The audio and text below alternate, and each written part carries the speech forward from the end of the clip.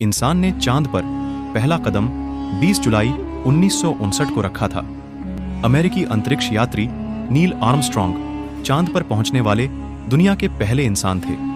50 साल बीत जाने के बाद भी दुनिया के लिए चांद रहस्य है। भारत का चंद्रयान-3 चांद पर कुछ ही दिनों में पहुंचने वाला है। चांद के रहस्यों को जानने का दुनिया को बेसब्री से इंतजार है।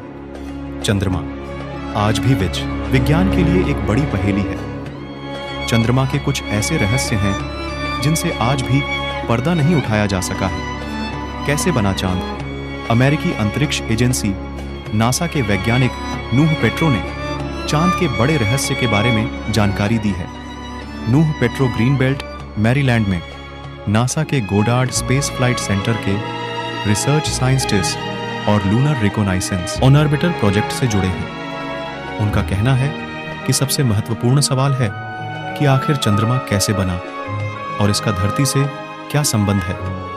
इसके बाद बाकी सवाल आते हैं।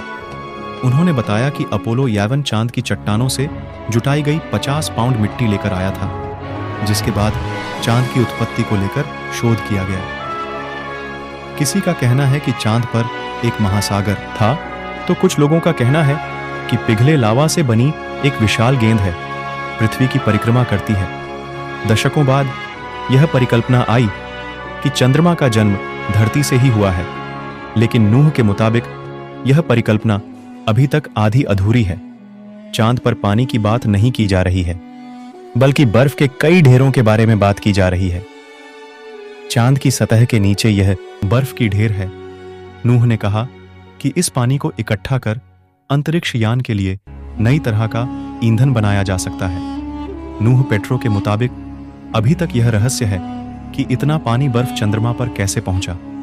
हम निश्चित रूप से इसका पता लगाएंगे। चांद पर आए दिन भूकंप आते रहते हैं। इस भूकंप को मूनक्वेक भी कहते हैं। अपोलो एज के सेसिमोमीटर्स ने सन 1969 से 1977 तक भूकंप के झटकों को मापा है। डेटा से पता चला है कि चंद्रमा एक एक्टिव बॉडी है जो बासी बेजान चट्टान से काफी दूर है, लेकिन अभी 50 साल पुराने डेटा से इनको जानने की कोशिश की जा रही है।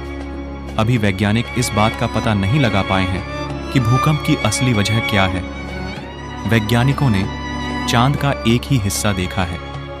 इसका सिर्फ एक पक्ष पृथ्वी की तरफ है। सौर मंडल में यह चंद्रमाओं के लिए असामान्य बात नहीं है, लेकिन अभी तक भी साफ नहीं हो पाया है कि यह कब होता है, कौन सी स्थितियां इसकी वजह बनती हैं। चंद्रमा का दक्षिणी ध्रुव अभी एक रहस्य है और अनसुलझा हुआ है।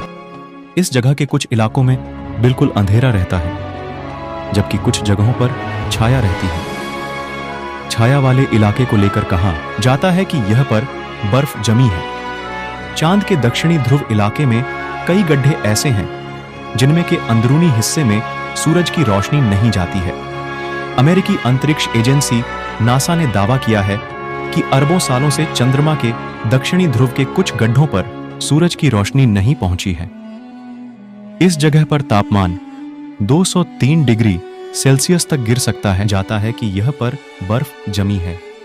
चांद के दक्षिणी ध्रुव इलाके में कई गड्ढे ऐसे हैं जिनमें के अंदरूनी हिस्से में सूरज की रोशनी नहीं जाती है।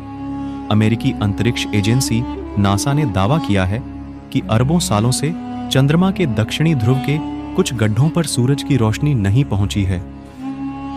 इस जगह पर तापमान 203 डिग्री सेल्सियस तक गिर सकता है। सबसे हैरान करने वाली बात यह है कि चांद पर ज्वालामुखी है। शोध से पता चला है कि बीते 100 मिलियन सालों से चांद ज्वालामुखी सक्रिय है।